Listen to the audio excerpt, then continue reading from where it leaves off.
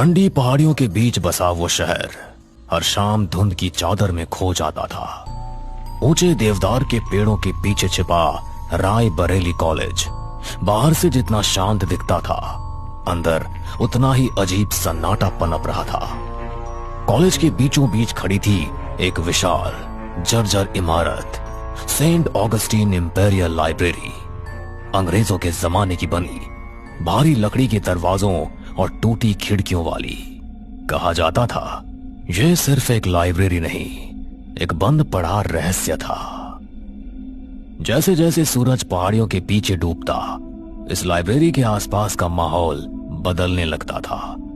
हवा भारी हो जाती और पेड़ों की सरसराहट किसी फुसफुसाहट जैसी लगती। लोग कहते थे ये जगह कभी शांत नहीं होती, यहां हमेशा कोई ना कोई मौजूद रहता है जो दिखता नहीं। कहते हैं करीब 50 साल पहले इसी लाइब्रेरी में पढ़ता था एक लड़का, आकाश। वो बाकी छात्रों से अलग था, चुप, अकेला और हमेशा खोया हुआ। कॉलेज के गलियारों में उसकी मौजूदगी महसूस तो होती थी, लेकिन कोई उसे समझ नहीं पाता था। उसका अधिकतर समय इसी लाइब्रेरी के अंधेरे कोनों में बीतता था, जहां वो ऐसी किताबें पढ़ता था जिन्हें छूने की भी हिम्मत किसी की नहीं होती थी। प्राचीन मिथकों, काले जादू और विचक्राफ्ट से जुड़ी किताबें, जिनके पन्ने जैसे खुद को छुपा रहे थे। और फिर एक रात लाइब्रेरी के अंदर से एक अजीब सी आवाज आई, जैसे कोई फुसफुसा रहा हो या कोई दर्द में करा रहा हो। अगली सुबह आकाश की लाश इसी लाइब्रेरी के बीचों बीच मिली। उसकी आंखें खुली हुई थी, जैसे उसने कुछ ऐसा देख लिया हो जिसे देखना ही नहीं चाहिए था। उसके चारों ओर वही किताबें पड़ी थी, जिनके पन्ने अपने आप पलट रहे थे, जैसे कोई अदृश्य हाथ उन्हें पढ़ रहा हो। उस घटना के बाद लाइब्रेरी को तुरंत बंद कर दिया गया, दरवाजों पर ताले लग गए और उस जगह को हमेशा के लिए भुला देने की कोशिश की गई। लेकिन कुछ चीजें भुलाई नहीं जा सकती। कुछ समय बाद लाइब्रेरी को फिर से खोला गया। शुरुआत में सब सामान्य लगा, लेकिन जैसे ही शाम ढलती, अंदर अजीब घटनाएं शुरू हो जाती। खाली गलियारों में कदमों की आवाज, अंधेरे कोनों में आती धीमी हंसी और बिना किसी वजह की किताबों का जमीन पर गिरना, जैसे कोई चेतावनी दे रहा हो, यहां से निकल जाओ। फिर एक और घटना हुई। एक और छात्र उसी लाइब्रेरी में मृत पाया गया। उसकी हालत भी आकाश जैसी ही थी, आंखें डरी हुई और शरीर ठंडा। लेकिन इस बार कॉलेज ने इस सच्चाई को छुपा लिया। अपनी इज्जत बचाने के लिए उन्होंने इस मौत को एक हादसा बता दिया। धीरे धीरे ये लाइब्रेरी पूरे शहर में हॉन्टेड लाइब्रेरी के नाम से मशहूर हो गई। लोगों ने वहां जाना ही बंद कर दिया और कॉलेज ने भी एक नियम बना दिया। शाम 6 बजे के बाद इस लाइब्रेरी के दरवाजे बंद कर दिए जाते हैं। लेकिन सच ये है, दरवाजे भले ही बंद हो जाते हैं, पर अंदर जो है वो कभी बंद नहीं होता। आज भी रात 8 बजे के बाद अगर कोई उस लाइब्रेरी के पास खड़ा हो तो उसे साफ साफ सुनाई देता है धीरे धीरे चलते कदमों की आवाज, किसी की डरावनी हंसी और पन्नों के पलटने की खामोश गूंज, जैसे आकाश अभी वही है और किसी का इंतजार कर रहा है। दिन का उजाला धीरे धीरे फीका पड़ रहा था, लेकिन इस कॉलेज के अंदर कुछ और ही अंधेरा पनप रहा था। 3 चेहरे, 3 कहानियां और तीनों के अंदर छिपा एक अनजाना डर, जो अभी उन्हें महसूस भी नहीं हुआ था। ये थे आर्यन, पूजा और एंडी, फाइनल ईयर के छात्र। पढ़ाई उनके लिए कभी प्राथमिकता नहीं रही। क्लासरूम से ज्यादा उन्हें कैंपस के कोने, चाय की दुकानें और बेवजह की घूम फिर पसंद थी। तीनों की दोस्ती गहरी थी, लेकिन लापरवाही उससे भी गहरी। कॉलेज के लंबे गलियारों में उनकी हंसी गूंजती थी, लेकिन आज वही गलियारे जैसे उन्हें देख रहे थे, जैसे कुछ होने वाला हो, बहुत ही बुरा। तभी उनके क्लास का एक लड़का, तरुण, तेजी से उनकी तरफ आया। अभी अभी मैंने प्रोफेसर बख्शी को बात करते सुना। उन्होंने तुम तीनों को टेस्ट में फेल कर दिया है। ये सुनते ही तीनों के चेहरे से रंग उड़ गया। अरे अगर हम फाइनल ईयर में फेल हो गए तो हमारा करियर खत्म हो जाएगा। हम क्या करेंगे? चलो प्रोफेसर बख्शी के ऑफिस चलते हैं। प्रोफेसर बख्शी, एक ऐसा नाम जिससे पूरा कॉलेज कांपता था। बिखरे हुए बाल, मोटा चश्मा और चेहरा हमेशा बिना किसी भाव के। वो सिर्फ पढ़ाने में विश्वास रखता था, न दोस्ती न सहानुभूति, बस नियम और कठोरता। यहां तक कि कॉलेज का प्रिंसिपल भी उससे दूरी बनाकर रखता था।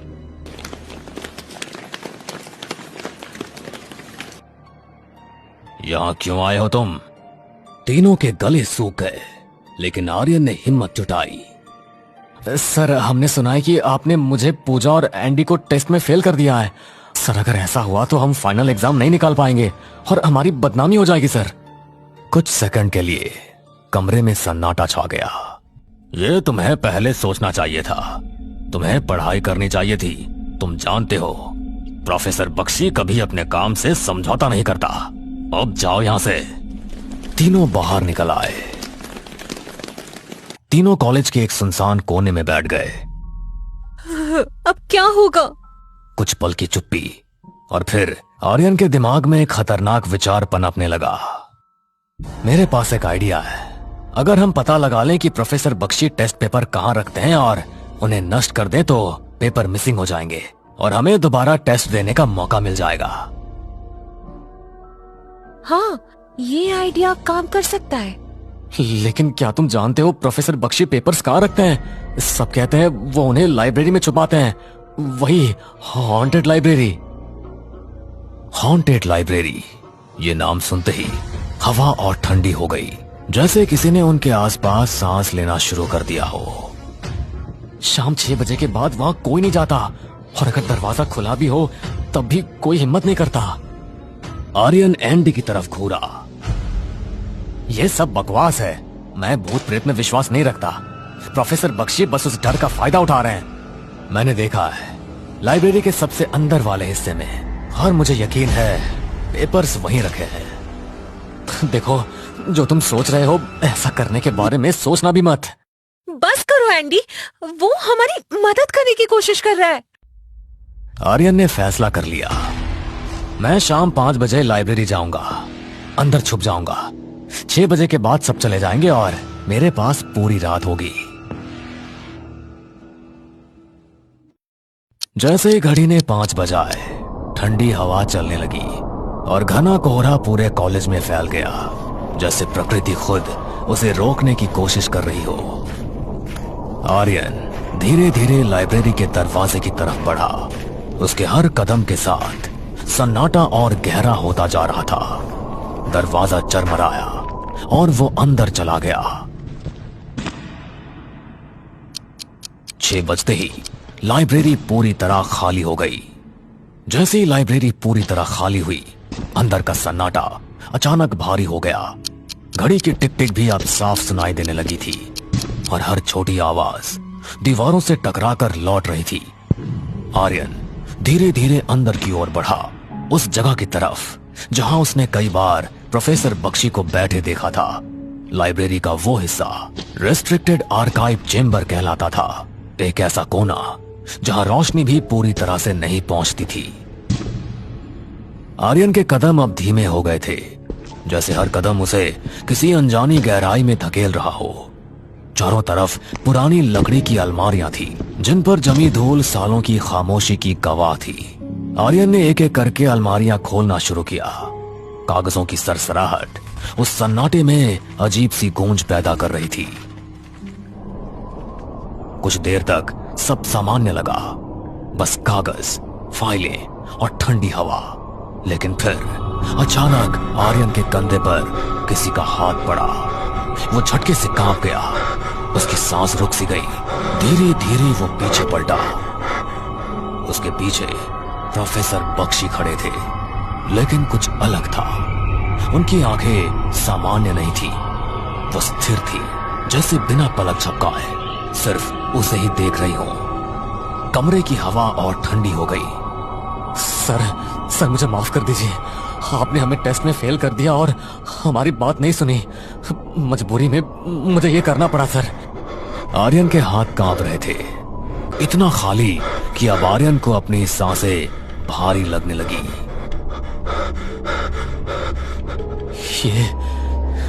ये कैसे हो सकता है? इतनी जल्दी कोई ऐसे गायब कैसे हो सकता है? उसके रोंगटे खड़े हो गए, दिल तेजी से धड़कने लगा। अब उसे साफ महसूस हो रहा था कि वो अकेला नहीं है, कोई उसे देख रहा था।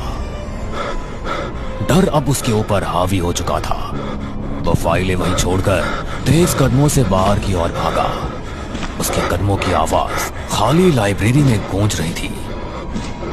वो दरवाजे तक पहुंचा और उसे खोलने की कोशिश की, लेकिन दरवाजा बंद था, बाहर से ताला लगा हुआ था। आर्यन खिड़की के पास गया और बाहर झांका। बाहर सिर्फ अंधेरा था और फैला हुआ कोहरा। उसे अपनी गलती का एहसास हो चुका था, पर अब उसके पास कोई रास्ता नहीं था।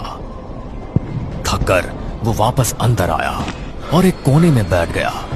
धीरे धीरे लाइब्रेरी की हवा बदलने लगी। अचानक ठंड बढ़ गई, इतनी कि उसकी सांसों से धुंध निकलने लगी। उसके हाथ कांपने लगे। लाइब्रेरी के भीतर सन्नाटा अब और गहरा हो चुका था। दीवारें जैसी ठंडी सांसें ले रही थी और हर कोना किसी छुपी हुई नजर का एहसास करा रहा था। आर्यन डरा हुआ, सहमा हुआ एक कोने में बैठा था। उसकी सांसें तेज थी और दिल की धड़कन जैसे कानों में गूंज रही थी। तभी उसे अचानक अपने मोबाइल का ख्याल आया। आर्यन ने कांपते हाथों से अपने जेब में हाथ डाला, मोबाइल निकाला। स्क्रीन जली, लेकिन कोई नेटवर्क नहीं था, एक भी सिग्नल नहीं, जैसे ये जगह दुनिया से कटी हुई हो। आर्यन ने घबराकर मोबाइल वापस जेब में रख दिया और तभी लाइब्रेरी के पीछे से अचानक किताबें गिरने की आवाज आने लगी। धड़ा धड़ा, जैसे कोई उन्हें अलमारियों से फेंक रहा हो। फर्श हल्का हल्का कांपने लगा, जैसे अंदर ही अंदर कोई भूकंप उठ रहा हो। आर्यन डर के मारे खड़ा हो गया, उसकी आंखें फैल गई। Welcome to haunted library. काफी समय बाद कोई आया है, अब मैं तुम्हें यहां से जाने नहीं दूंगा। आर्यन ने झटके से पीछे पलटकर देखा, लेकिन वहां कोई भी नहीं था, सिर्फ खाली अंधेरा। आर्यन की चीख लाइब्रेरी में गूंज उठी। वो बुरी तरह घबरा गया और बिना सोचे तेजी से भागने लगा। उसके कदमों की आवाज सन्नाटे को चीर रही थी। कुछ दूर जाकर वो अचानक से रुक गया। उसकी नजर सामने पड़ी एक टेबल पर गई। वहां एंडी बैठा हुआ था। तुझसे कहा था ना मैंने कि लाइब्रेरी में मत आना। आर्यन की सांसें थोड़ी धीमी हुई। उसे लगा शायद अब वो अकेला नहीं है। वो एंडी के पास गया। मुझे यकीन था मेरे दोस्त कि तू मुझे अकेला नहीं छोड़ेगा। तू आखिर था कहाँ? मैं तो न जाने कब से इस लाइब्रेरी में खुद को अकेला ही समझ रहा था। क्या तुझे पता है, कुछ देर पहले मुझे प्रोफेसर बख्शी दिखाई दिए और फिर एक पल में वो आंखों से ओझल हो गए। लेकिन एंडी ने कोई जवाब नहीं दिया। वो बस आर्यन को घूरता रहा। उसकी आंखें अजीब तरह से स्थिर थी। तभी आर्यन की नजर बगल की कुर्सी पर गई। वहां पूजा बैठी थी। आर्यन के चेहरे पर थोड़ी राहत आई। थैंक गॉड, मैं इस लाइब्रेरी में अकेला नहीं हूं। पूजा, हमें यहां से बाहर निकलना होगा। इस लाइब्रेरी में कुछ भी ठीक नहीं है। अगले ही पल पूजा की आंखों की पुतलियां सफेद हो गई। उसके चेहरे पर एक अजीब टेढ़ी मुस्कान फैल गई। आर्यन का शरीर कांप उठा। वो पीछे हट गया और फिर पूजा का जबड़ा धीरे धीरे अमानवीय तरीके से फटने लगा। अगर मैं टेस्ट में फेल हो गई तो मेरा करियर खराब हो जाएगा। आर्यन पीछे हटता गया और जैसे ही उसने एंडी की तरफ देखा, उसकी आंखों की पुतलियां भी सफेद हो चुकी थी। चेहरे पर एक शैतानी मुस्कान थी। मैं समझ गया। तुम दोनों मेरे असली दोस्त नहीं हो। तुम दोनों कोई और ही हो। अगले ही पल दोनों गायब हो गए। लाइब्रेरी में फिर से वही सन्नाटा छा गया, जैसे वहां कोई कभी था ही नहीं। ये सब देखकर आर्यन के घुटने जवाब दे दिए। वो रोने लगा और घुटनों के बल बैठ गया। उसका पूरा शरीर कांप रहा था और फिर अचानक अंधेरा छा गया। वो बेहोश हो गया। कुछ समय बाद जब उसकी आंख खुली, वो खुद को एक अजीब सी जगह पर पाया। लाइब्रेरी का एक हिस्सा जो उसने पहले कभी नहीं देखा था। चारों तरफ घेरा बना हुआ था और उसके बीच एक व्यक्ति बैठा था। उसके सामने आग जल रही थी और उसके हाथ में एक बहुत पुरानी किताब खुली हुई थी। कौन हो तुम? वो व्यक्ति धीरे धीरे अपना सिर उठाता है। उसकी नजरें सीधे आर्यन पर टिक जाती है। मैं वही हूं जिसके नाम से आज भी लोग डर जाते हैं। आर्यन की आंखें फैल गई। ओह माय गॉड, ये कैसे हो सकता है? तुम तो 50 साल पहले मर चुके हो। मैंने तुम्हारी तस्वीर कॉलेज में देखी है। अगले ही पल उसका चेहरा बदलने लगा, त्वचा फटने लगी, आंखें काली गहराई में बदल गई। तुमने बिल्कुल ठीक कहा, मैं मर चुका हूं, लेकिन मैं मर कर भी नहीं मरा। मैं हमेशा से मौत पर विजय पाना चाहता था और मुझे मिली थी वो किताब, मौत की किताब। उसमें अमर होने के मंत्र थे। मैंने वही विचक्राफ्ट किया, लेकिन मुझे नहीं पता था कि अमर होने का मतलब आत्मा को शैतान को बेच देना है। मेरा शरीर मर गया, लेकिन मेरी आत्मा हमेशा के लिए इस लाइब्रेरी में कैद हो गई। मैं बहुत अकेला हूं और जो भी यहां आता है मैं उसे कभी जाने नहीं देता। उसका चेहरा पूरी तरह विकृत हो चुका था। मुंह अस्वाभाविक रूप से लंबा, आंखें गहराई में जलती हुई, और तभी लाइब्रेरी में एक दिल दहला देने वाली चीख गूंज उठी।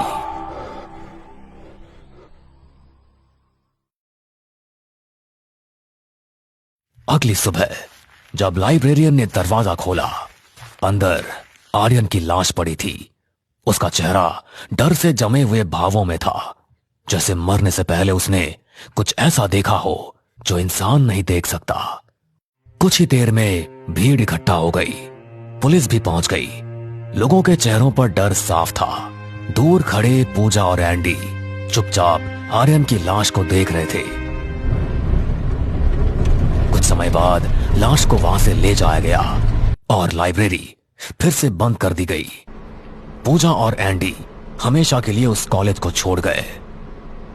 कुछ दिनों बाद लाइब्रेरी फिर से खोल दी गई, लेकिन आज भी कुछ लोग दावा करते हैं कि उन्होंने आर्यन को लाइब्रेरी के अंदर हवा में तैरते हुए देखा है और शायद अब वो भी उसी का हिस्सा बन चुका है।